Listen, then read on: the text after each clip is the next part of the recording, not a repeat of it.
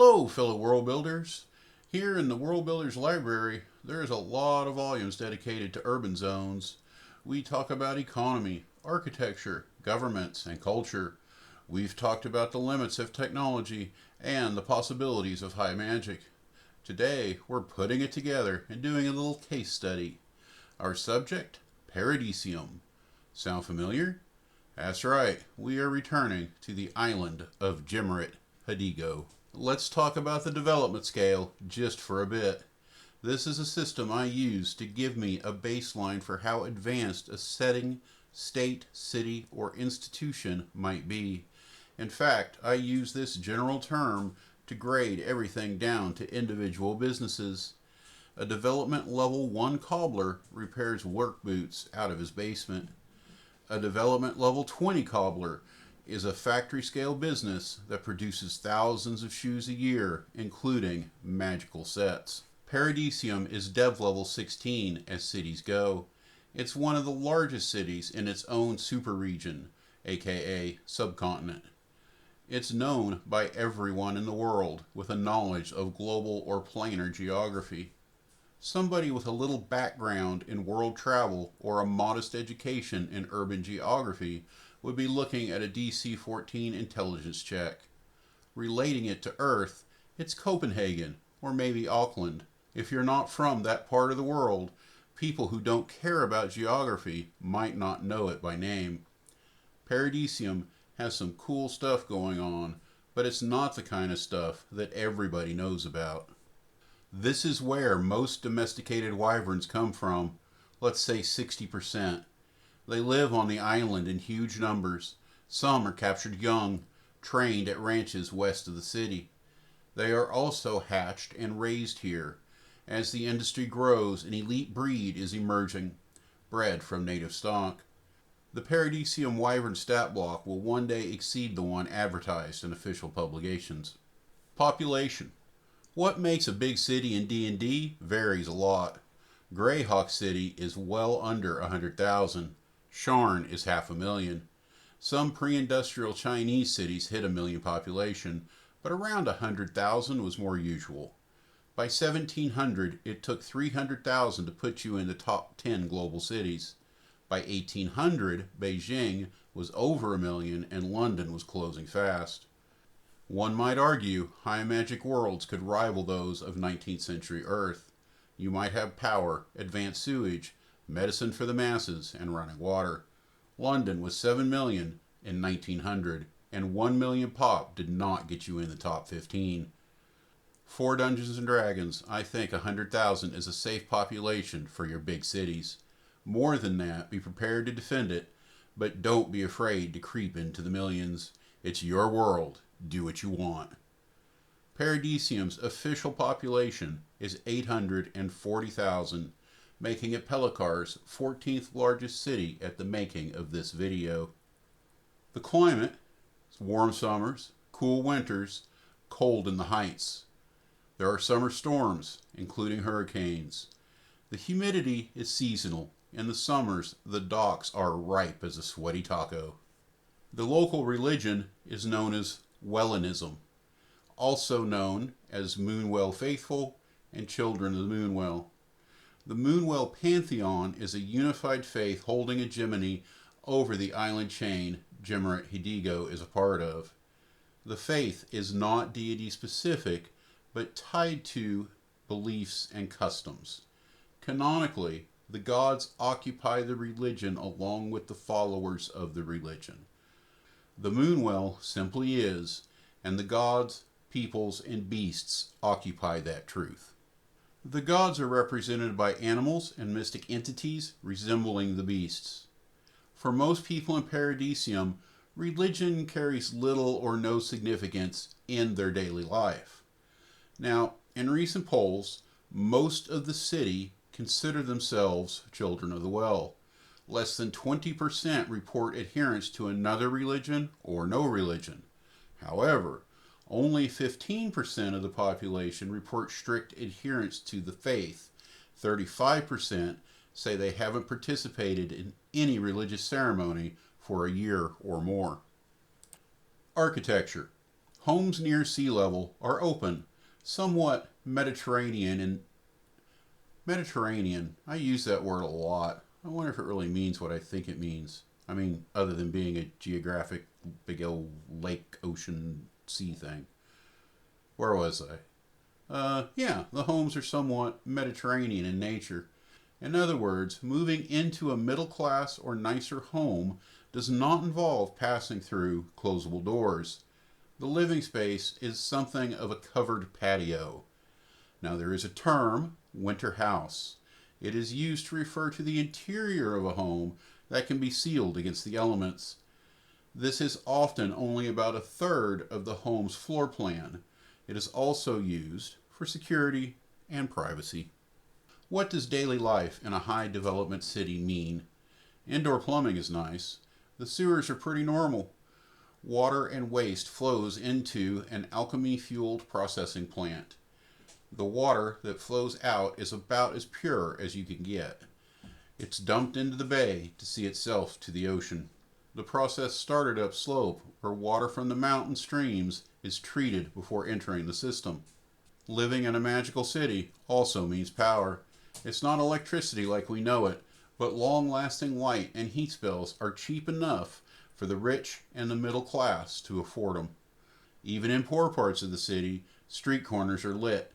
Just to be technical, I think a third-level spell that produces light or heat for several months is reasonable. After all, we used to have a spell called Continual Light, and no games were broken. Now, a third-level spell, it's not cheap, but clerics and other spellcasters will expend their extra slots at the end of the day, and that excess builds up. High development also means organized healthcare. You don't need clerics for the most part. Low-grade alchemy and solid medicine skills can do a lot. Magical sanitation combined with better education on proper hygiene and sickness becomes a much more minor problem. Magic ends cancer and heart disease, at least in the rich, before technology does. Hard labor goes away too. Not only does Paradicium have the machines of artificers, they will also use undead labor. Golems are the pinnacle of magical heavy lifting, and hundreds are employed throughout the city. Not everyone's life is perfect, but magic creates a lot of time for education and the arts. The worldwide teleport network. Travel at the snap of a finger. There are dozens of teleport circles throughout the city.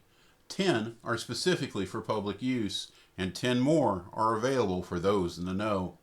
For 40 gold and a travel card, just pass a background check, anyone can travel to any of the world's major destinations. The circles here connect to all the island's population centers. They also connect to all the cities around the region. Each of these connect to their own nearby towns. From other world centers, you can travel to smaller regional cities, then down to local towns and institutions. If you are in Paradicium with a clean record, you are less than 200 gold and 3 jumps away from over 1,000 worldwide destinations. I envision these hubs working something like a bus station or airports, with some obvious big exceptions. Some destinations get hourly service, or better. Some might be daily, or just a few trips a week. You might be able to pay extra to move a certain destination up on the departure list. Military, government, and the cultural elite are probably going to get specialized treatment as well. For a normal person, you pay your gold and get a ticket. Each activation can take a set of people, maybe around 20 on the high side. A well-organized station could probably pull off about 20 activations in an hour, so we are talking about moving quite a few people around the world. When the time comes, you step onto the pad, and a moment later, you are somewhere else entirely. Alright, time for a stretch. Everybody relax a little bit. We're going to take a break. Thinking about it, I am definitely going to have to do a teleport circle follow-up video. I've been considering recently. I'm pretty sure my teleport circles are not what D&D wanted them to be. But that's too bad for D&D. This video is going to need a part 2 as well. I wanted to do factions, but there's no way I'm going to fit them in now. Now, before we get back to it, you tell me what you want to know about Paradicium, especially concerning factions. But really, it can be anything. Also, this is where I ask you, do the stuff. If you've listened this far, it must not be terrible. Leave a like, subscribe if you haven't already. This video is the core of what we do. Again, if you've gotten this far, there's got to be some appeal. Alright, now let's get back to it. Paradicium is a city of layers. No, not like an ogre. I mean, you've got to wear layers when you're traveling about. Cloaks and robes are extremely common, and those who can afford them will hire porters to carry these coats, shawls, and all sorts of outerwear. Why is this the case? I'm glad you asked. Paradicium sits at sea level at the docks.